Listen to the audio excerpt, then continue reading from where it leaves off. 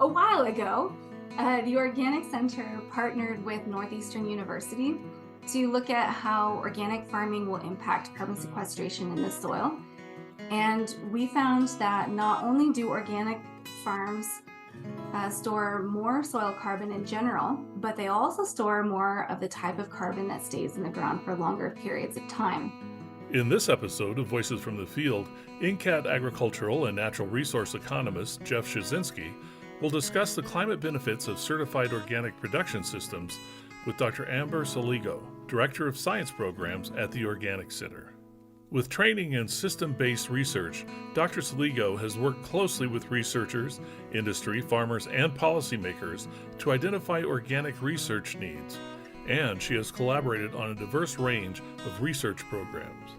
The topics of some of that research include mitigating climate change, increasing feasibility of integrating livestock into produce cropping systems, increasing the accessibility of equitable agricultural technology for organic farmers, reducing tensions between national organic program standards and third-party food safety requirements, and tackling challenges associated with inadvertent pesticide contamination across the organic supply chain.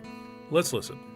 Good afternoon. I'm Jeff Schahczenski, agricultural and natural resource economist with the National Center for Appropriate Technology, and I'm very excited today to explore this topic with Amber, a longtime colleague and supporter of all things organic. Welcome, Amber. Amber, tell us a little bit about yourself, a quick version of the story of the work that you do at the Organic Center. Hi, Jeff. Thanks so much. I'm really happy to be here with you today. You always are so engaged in the work that we do in our webinars and ask really thought-provoking questions. And so I thank you for including me in some of your outreach efforts here. If you know me at all, you'll know that it's hard for me to give short, quick versions of things, but I'll do my best here and start a little bit with my background. So all of my formal academic training has been in the topics of ecology and evolution. I first started out working in natural ecosystems with a focus on plant-insect interactions and pollination ecology. And then later, my focus and training shifted to agri-ecosystems, agroecology, and food system science. And within that, I had a little smattering of training in rural sociology. And so all of this training, and we're talking like 20 years of training, has allowed me to explore, both the human and the environmental experiences from the farm to the table. I have a bit of a farming background just in my family. So I grew up in the Central Valley of California, in the Northern Central Valley, in a very rural area where my family and my community predominantly grew almonds and walnuts. But rice was also a pretty major crop in that region when I was growing up there. I left my hometown after high school to go to undergraduate school at UC Santa Cruz. And then later I went to New Zealand for my graduate studies at Victoria University, Wellington. And then I moved to the South Island for my PhD to go to Lincoln University in Canterbury. In 2010, I returned to California, couldn't stay away. Went to the Bay Area, and I served as a postdoc and a research associate at UC Berkeley for many years.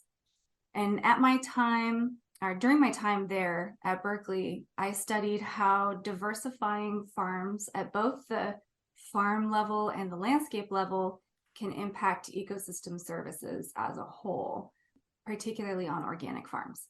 So during that time, I worked on nearly 50 different farms in the Central Coast region known as the Salad Bowl. And I learned so much about the benefits of organic farming practices, but also about the challenges that organic farmers face with the market, with policy and regulation compliance, racial discrimination in our ag system, shortages of skilled labor, and lots of other challenges that organic farmers face. So a lot of my personal career research experience is also the focus of the research themes at the Organic Center, because I was studying, challenges to organic farming, and we also try to advance research that helps overcome challenges to organic farming. But I'll say briefly, the way that TOC works is that we have two main threads of work that we do. One thread is to facilitate research that fills knowledge gaps for the organic supply chain. And the other one is to communicate the results from those research projects and also other peer-reviewed science that's related to organic and other forms of sustainable agriculture to the general public, with our main audience being the consumer. So we try to provide science-backed information that will help consumers better understand the difference that organic production makes, so that when they can make a choice, they will make an informed choice when they purchase food or if they vote for people and policies that impact agricultural production.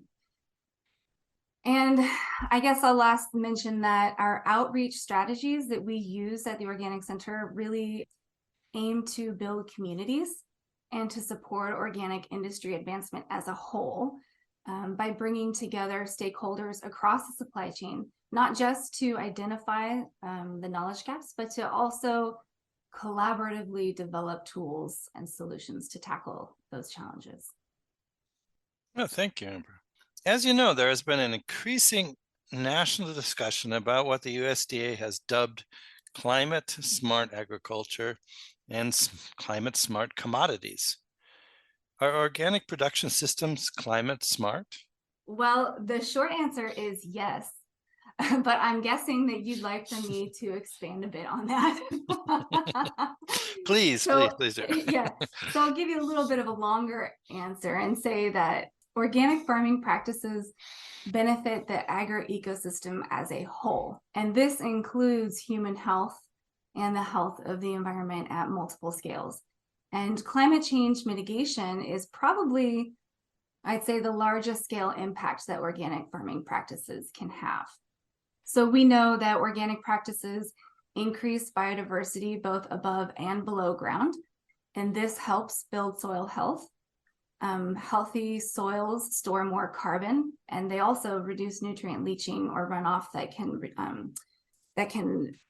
end up as greenhouse gas emissions. And when the whole system is robust and it's functioning well, it becomes productive, it becomes sustainable, and it is regenerative, which is a really big word that we're using these days, especially in the context of thinking about climate smart. I would say that a lot of what organic is results in climate smart farming, but what organic isn't is also important, and it makes this type of farming climate smart. So, for instance, the prohibition of the use of synthetic fertilizer and toxic chemical pesticides not only improves biodiversity and the overall health of the farm ecosystem, but it also reduces the amount of energy that's used and the greenhouse gas emissions that are produced just by the manufacturing, shipping, and application of these chemicals. Thanks. That's a great answer. When we examine the latest EPA inventory of sources of greenhouse gas emissions from the agricultural production sector, it represents about 10% of the total U.S. emissions, and most of those emissions come from soil nutrient management related primarily to the use of synthetic nitrogen fertilizer. Since certified organic production systems cannot use synthetic nitrogen fertilizer, is it likely that organic production systems can reduce the source of greenhouse gas emissions? What does the current research tell us? Well, first of all, I'm glad that we are talking about this particular topic, because most of the climate change media coverage that we see today tends to focus on carbon emissions. And we know that nitrous oxide emissions are often overlooked. Well, it's apparent to me anyway. So that's why I'm happy we're talking about this. Yeah. But nitrous oxide is also a greenhouse gas, and it's very potent. It has over 300 times the global warming potential of carbon dioxide, yet we don't talk a lot about it. Agriculture is the largest source of nitrous oxide, and it contributes to over 2/3 of the global nitrous oxide emissions. Synthetic fertilizer application on conventional crops, particularly those really large-scale monoculture crops that we see in often corn and soybean production systems, that fertilizer application is one of the leading sources of nitrous oxide emissions in agriculture, largely because excess application of that fertilizer can lead to increased nitrification and denitrification, which creates nitrous oxide as a byproduct, while also leading to nitrate leaching into groundwater. But beyond the post-application emissions, which make a lot of sense, you can visualize that very easily, is the pre-production or the production process and the enormous amount of energy that is used in that process and the carbon dioxide emissions that are produced just from making the synthetic fertilizer. The Haber-Bosch process is a chemical reaction that requires really high pressure and really high temperatures, around 500 degrees Celsius. That's hot. And that requires a lot of energy to achieve. Some have estimated that the production of synthetic fertilizer uses about 1% of the world's total energy. And the production of synthetic fertilizer has also been estimated to generate 1% of the global annual carbon dioxide emissions, which is more than any other industrial chemical making reaction. The hydrogen that is required for that Haber-Bosch chemical reaction comes from natural gas or coal or oil through processes that will release carbon dioxide. And these emissions from hydrogen production alone account for more than half of those from the entire ammonia production process. So all of that to say that making synthetic fertilizer requires a ton of energy. It releases a huge amount of carbon dioxide in the process. And the application of this fertilizer often results in the release of nitrous oxide, which is, as I said before, more potent than carbon dioxide. And, all of this can be avoided with organic because, as you mentioned, synthetic fertilizer is prohibited in the use of certified organic production. Yeah, and I've heard recently, there's been a rapid increase in the price of synthetic fertilizer. So in a way, is this maybe leading to more people considering organic farming just because you don't have to use it? And if you can learn how to not use it, then it might be beneficial to something to try out. Yeah, well, without completely demonizing synthetic fertilizer, it has been a really important tool, and it offers, short-term, very readily available nutrients to crops. And historically, it has been very affordable, particularly compared to organic compost or other organic soil amendments. And when we're talking about the logistics, feasibly, it can be easier to obtain and also to apply in comparison to, say, a bunch of compost. And that is applicable to farms across all scales, but that feasibility difference will depend, on what your cropping system is and where your farm is located. But I think now, since there has been more of this price squeeze on the cost of synthetic fertilizer, and it's gone up so much, it has given folks an opportunity to, I guess, consider organic soil amendments as an option and just give it a try and see if it works for them feasibly, if it works for their business model. But I think, with that price differentiation being smaller, it does offer folks a chance to consider alternative types of fertilizer. Thank you. Next question. There is a lot of hope that improved soil health will lead to higher levels of soil organic matter and thereby provide some level of offset of the greenhouse emissions through soil carbon sequestration. In your estimation, can organic production systems guarantee improved soil carbon sequestration? What are the likely benefits and challenges? Well, it does make me a little bit, let's say, itchy as a scientist to say that something guarantees anything. Yeah. But Good point. But I actually do think in this case, we can say that. So, when organic farmers are certified, they are mandated to use practices that build healthy soils. And in the process, these soils will offer climate change mitigation benefits that include carbon sequestration. And there is a lot of research that shows how organic practices like cover cropping and using organic soil amendments will improve that carbon storage in soils. A few years ago, or maybe more than a few, I've sort of lost track of time with this COVID pandemic, but a while ago, the Organic Center partnered with Northeastern University to look at how organic farming will impact carbon sequestration in the soil. And we found that not only do organic farms store more soil carbon in general, but they also store more of the type of carbon that stays in the ground for longer periods of time. So we analyzed over 1,000 soil samples from organic and conventional farms from across 48 US states. And from that analysis, we found that organic soils had 13% higher soil organic matter overall, and 44% higher long-term carbon storage than Wow. conventionally managed soils, which is quite a lot. That's significant. Yeah.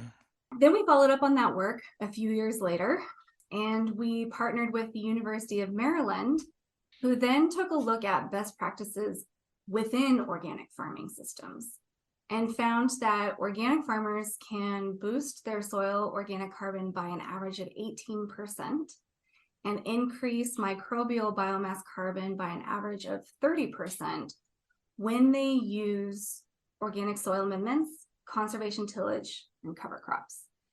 And while all three of those farming practices did show that they boosted carbon sequestration, the study found that using best practices for organic soil amendments, in particular compost and manure, had the biggest impact in the shortest period of time. Interesting. Yeah.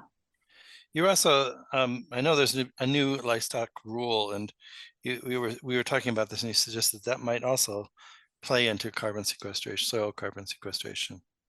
Well, one of the things, again, that often gets overlooked in this conversation is, for organic in particular, is how the livestock rules will make a difference for climate change. So, livestock farming in general is kind of in the hot seat, I guess you could say, for the conversation related to climate change and greenhouse gas emissions, particularly with methane. But there are some rules that help set organic apart in that conversation. And the main thing is that most of our dairy and livestock production that we find in mainstream retail outlets comes from animals that have been confined in situations that are soilless. Basically, that means the animals are raised or finished basically on cement. And then that manure is washed away into lagoons where an enormous amount of methane is produced and lost. And there are people who are implementing really innovative strategies to capture that methane and use it for energy, but this isn't happening in all of those confined operations. In contrast, the National Organic Program requires ruminant livestock, really obvious example is cows, to spend more time in the pasture than conventional animals on high-density feedlots. And when those animals aren't on pasture, they're required to eat a 100% organically produced diet. So what this means is that when the animals spend more time on pasture, it's helping to mitigate climate change because pasturing helps store carbon in the soil. By definition, soil is involved. So carbon storage can happen.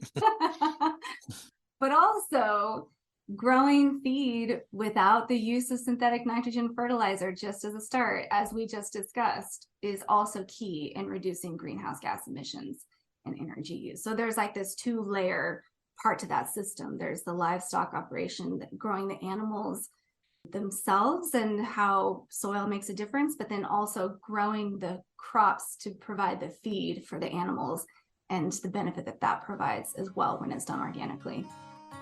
NCAT's Growing Hope Conference is sponsored in part by Rural South Institute, a nonprofit organization honored to be part of the efforts by the U.S. Department of Agriculture to assist military veterans reintegrating into civilian society as they retire or return from active duty abroad.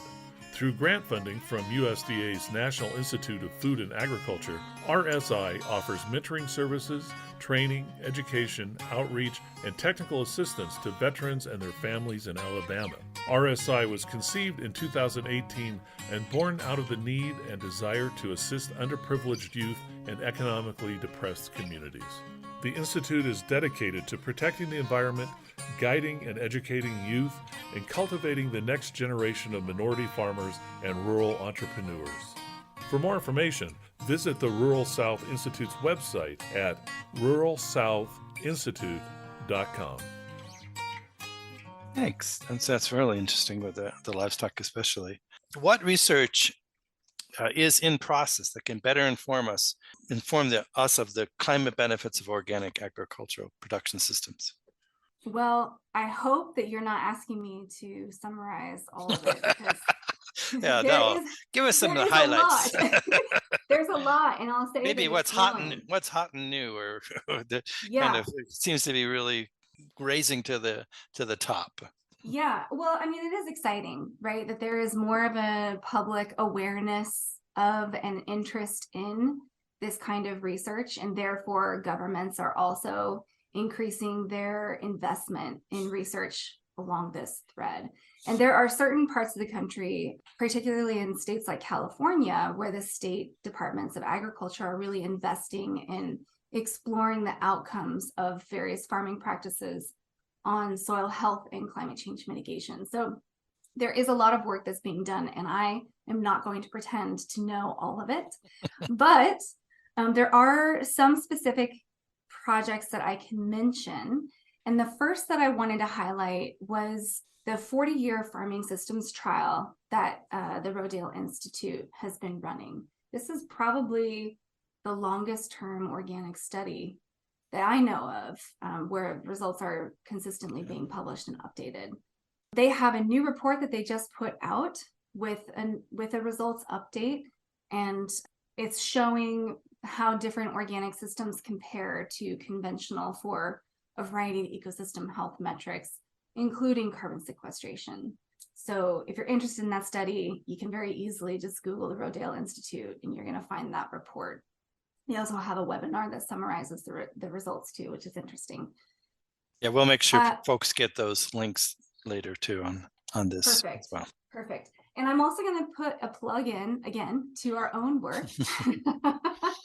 Also because I know more about that because it's closer to home. But we have a funding program at the Organic Center where we partnered with FAR, or the Foundation of Food and Agriculture Research. And through this program, we're able to fund organic outreach and some research programs. Last year, we funded 2 projects that were focused on organic techniques for improving mitigation and resiliency to climate change. And we put a priority on systems-based approaches and also a commitment to cross-sector partnerships. So we awarded 2 grants, one of which was for $200,000 to the University of Tennessee Institute of Agriculture. And Dr. Sindhu Jagadama is investigating how growing trees on organic farms and transforming organic waste from those farms into high-value compost can naturally and cost-effectively mitigate climate change, as well as help reduce the carbon footprint of organic farms. So we'll be seeing some results coming out of that in a couple of years. We also awarded $77,000 to the University of Wisconsin-Madison, where Dr. Aaron Silva is looking at how to improve existing carbon and nutrient modeling tools and to help create new ones that better reflect organic farming practices, because the data from organic farms has been lacking in some of these modeling tools. So she's planning to share her results with ag professionals and policymakers to help inform where we need more future research to go in order to understand the impacts of organic farming on climate and environmental stewardship. I'll say next, we will be running this program again next year in 2023. And we This haven't year, you mean, right? We're already in it. this year. This year we're in 2023. Oh my gosh. Oh my And gosh. we're already in the second month. My goodness. Oh my goodness. I know. So yes, we're running it again, 2023 this year. We have not yet put out the call for proposals. I expect that to happen in the spring. But if you are subscribed to our newsletter, then you will be made aware when we put out a call for applications for outstanding outreach in the organic sector. And also this year, our research topic will be more related to soil health. That is a very vague description, but the call for proposals will be a lot more detailed. Okay. And just for reference, our prize award amounts range from 25 to 100,000 for outreach, and from 100,000 to 200,000 for research projects. Significant funding. Yeah, it is significant. But even more significant are the huge grants that the USDA just put out this year to fund pilot programs for partnerships in climate smart commodities, which is what you were asking about earlier, those climate smart commodities. I'm not going to get into all of that, but I'll just say that I know that a strong handful of grant recipients are planning to work on organic farms, and they will incorporate soil health and carbon storage verification measurements into their program. So I expect that over the next 5 years, we'll be gathering more much needed data at a national scale to show outcomes of organic practices. And hopefully within that 5-year time period, people will start to publish that so it can be used, particularly for those models that I mentioned earlier too. Cool. I know we've kind of covered some of this already, but maybe just some more recent updates. What's next for the Organic Center in the realm of climate change work for the Organic Center? Yeah, well, we always have a lot of projects that are ongoing. Beyond those that we're funding, we're collaborating on a lot of research, but I guess I'll just mention that most immediately what's coming up is our Organic Confluences Conference that we will be hosting in May this year, 2023, in conjunction with the Organic Trade Association's Organic Week. Our conference this year will focus on reducing plastic along the organic supply chain, which obviously has very major climate change implications, as well as other pollution implications. Yeah, and so in general, our conferences that we try to hold annually, pending funding, they intentionally bring together a wide range of stakeholders. That's the confluences part of our conference. You know, we really try to bring together farmers, researchers, industry leaders, and policymakers when we can. It helps when we host the conference in DC for that aspect. But we really want to have everybody come together to discuss and develop solutions for a certain challenge in organic. And plastic is kind of, you know, this Achilles heel for the organic industry throughout the supply chain, but especially on the farm, because plastic can often provide a valuable tool for farmers that already have a limited toolbox when trying to tackle pests and diseases.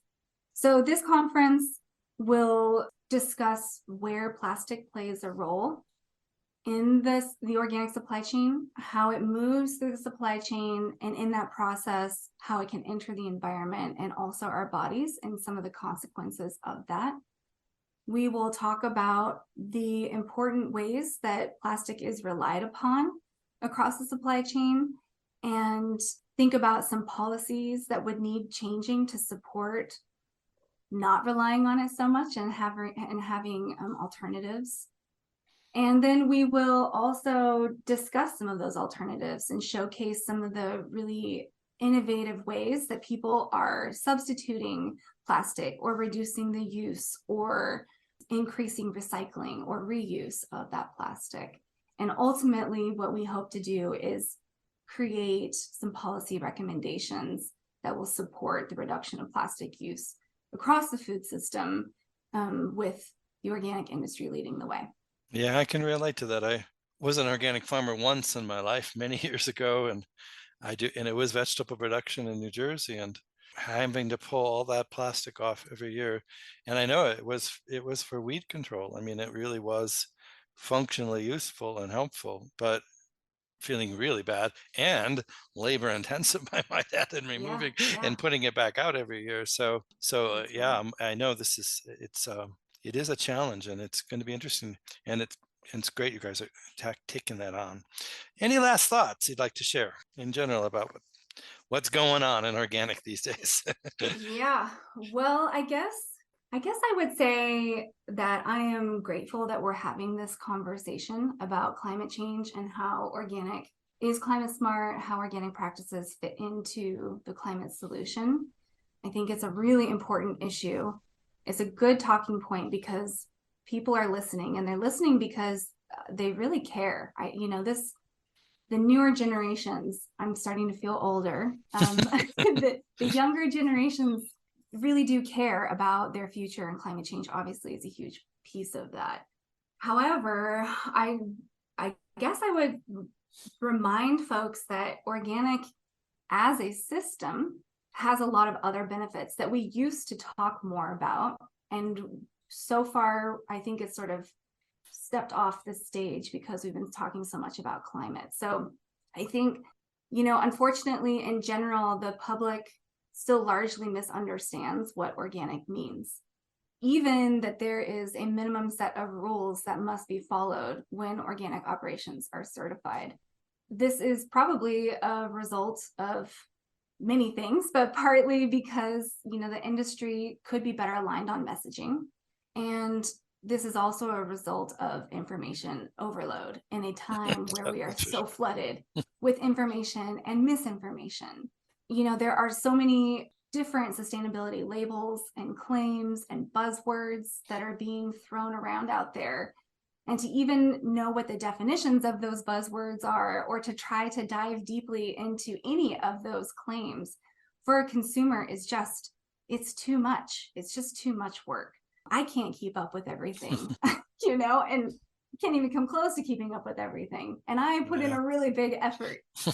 So, I think consumers at this point maybe know a bit more about what organic is not than what it is. So we've talked a lot about organic not being GMO and not using toxic chemicals, pesticides, fertilizers.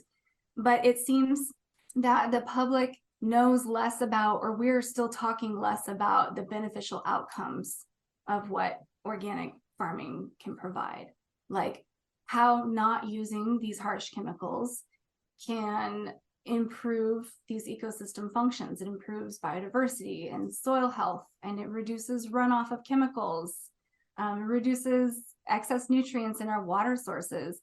And let's not forget that it also reduces chemical exposure to farmers and farm workers in entire rural communities.